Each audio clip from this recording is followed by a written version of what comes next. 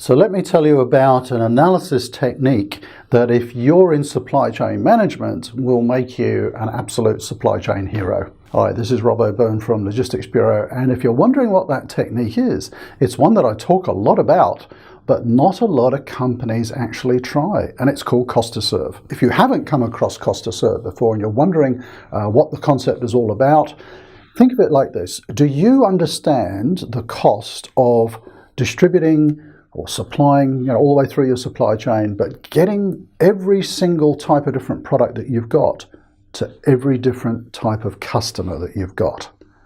That's what cost to serve is all about. It's understanding those costs at a very detailed level so that you can start to look at product profitability and customer profitability. And why is that important? Well, if you have never actually undertaken that type of analysis in your business, let me bet something. I would bet, gambling is not cool, so I won't mention a number, but I would bet a lot that if you have never undertaken cost to serve analysis in your business, at least 10% of your products and 10% of your customers are losing you money. At least. I know that that would be a safe bet because I've conducted this sort of analysis for dozens, probably hundreds of clients over the last 20 years.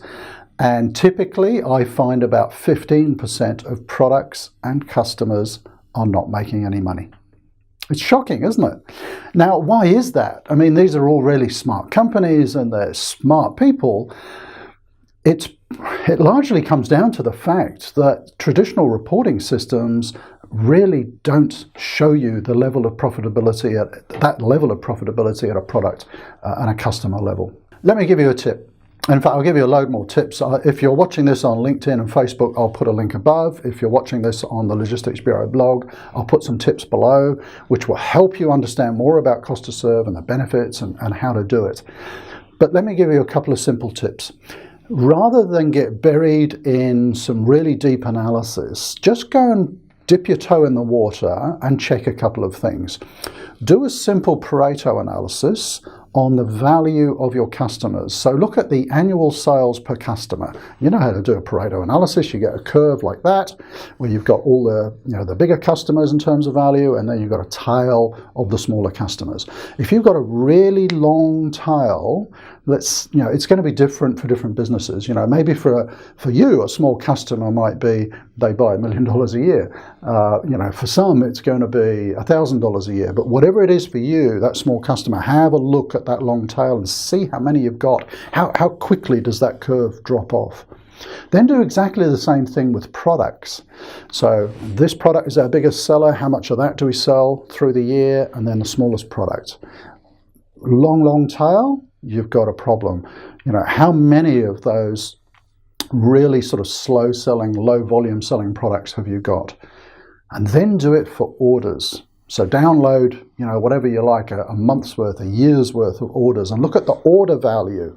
So again, what's a small order for you, and how many are in that tail? So if you've got a long tail of product sales, customer sales, or order value, then you've probably got a great opportunity to actually improve profitability. And trying to identify the low profit customers and the low profit products is not about getting rid of them. It's not about eliminating them.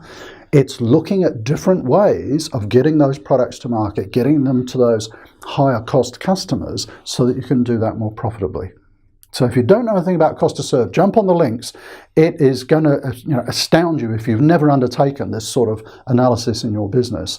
You are leaving so much money on the table. You have such a huge opportunity to improve profitability of the business.